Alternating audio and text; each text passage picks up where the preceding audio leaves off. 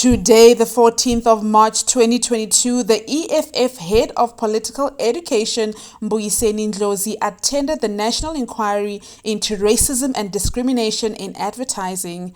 He is, of course, representing the EFF political party of South Africa, which is led by Julius Malema. Mr. Mbuyiseni starts by introducing himself, explaining his role in the EFF, and as always, modest about his PhD in political science qualification. He later debunks what racism is and why white people are or seem to be superior over black people. Take a look at this. Anti-black racism for us is the mobilization of the pigmentation of African and non-European people as a means of their oppression, as a marker of their servitude. This racial categorization is a design of the Europeans who for over 300 years ruled Africa in accordance with pigmentations.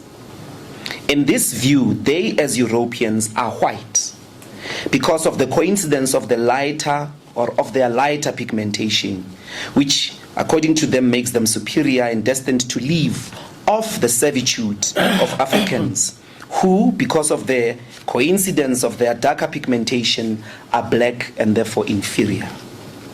This idiotic line is basically and obviously a pure lie, yet it is mobilized as the explanation for why over the centuries white people are more powerful and continue to be generally more successful than other races, when in fact their success is due to their violent conquest and continued dispossession of the means of subsistence from other races.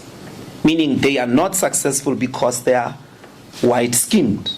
They are successful because they possess, through violent means over the history, the means of subsistence or the means of production. Their conquest, development, or general advancement has nothing to do with their skin color.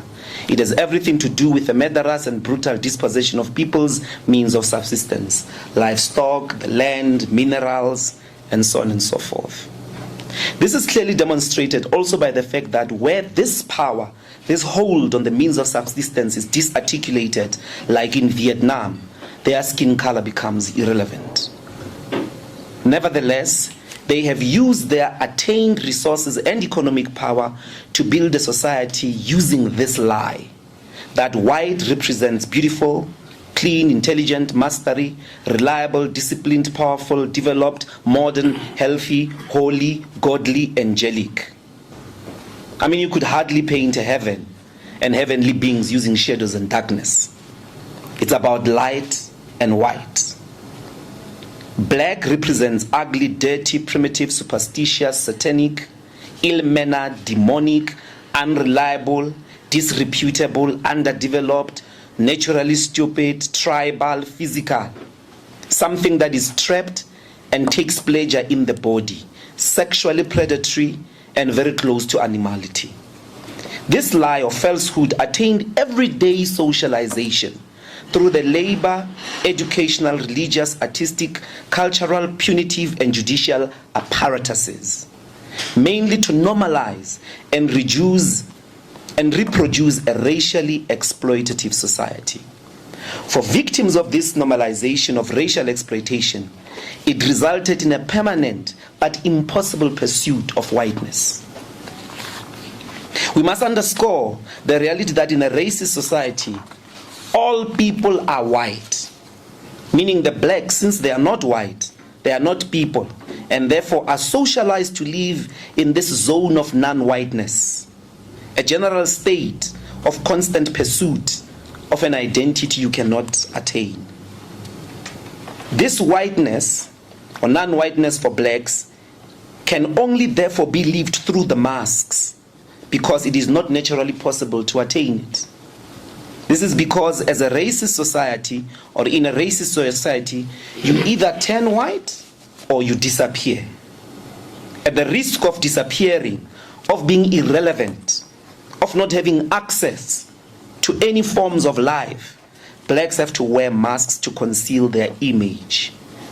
That is their only way of survival. What are these masks? We have to adopt white languages in order to attain education and contribute to the body of knowledge. When we have risen to the highest levels of education and cultural achievement, according to racism, we have colonialism and apartheid to thank. All black brain surgeons, astronauts, physicists, engineers, accountants have whiteness, not their brains, to thank for their achievements. We must be grateful, which results in never questioning the status quo. To appreciate this reality, we must see how a black educational achievement is never settled. You are constantly doubted and you doubt yourself. You suspect that one day the academic institution may actually say it was a mistake to award you the degree. Like a mask, it may fall or it risks falling away and get you revealed that you are just as stupid as all blacks. Nothing is special about you because, after all, physics as a discipline or as a discursive practice, within this discursive practice, you are a permanent foreigner, a part of non-part. We also have to turn against how we look, against our hair and our skin color, against the way we were born, and adopt a general aesthetic of non-whiteness.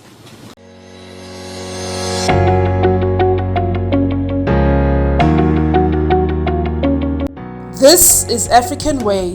Do leave your thoughts in the comment section and don't forget to subscribe for more updates.